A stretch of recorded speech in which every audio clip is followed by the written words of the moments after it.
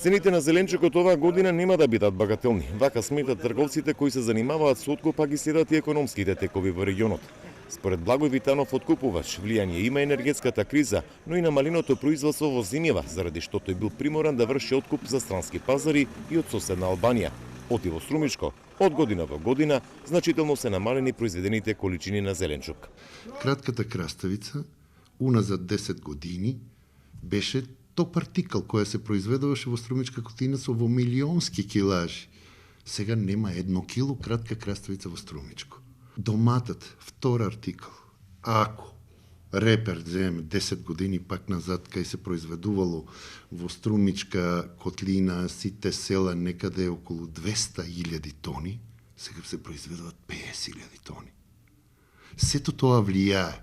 Плюс што младите избегаваат да се занимаваат со земјоделие. Земјоделците веќе најавија дека им се зголемени трошоците за производство заради високите цени на репроматеријалите, што значи дека ќе излезат на пазарот и со повисоки цени. Но според нив најголемата улога ја имаат трговците и откупувачите, со кои треба да се седне за да има прифатливи цени за сите. Јас се согласувам некаде каде што и самите трговци имат вина во креирањето на политиката, каде што еден со друг се конкурираат на пазариве.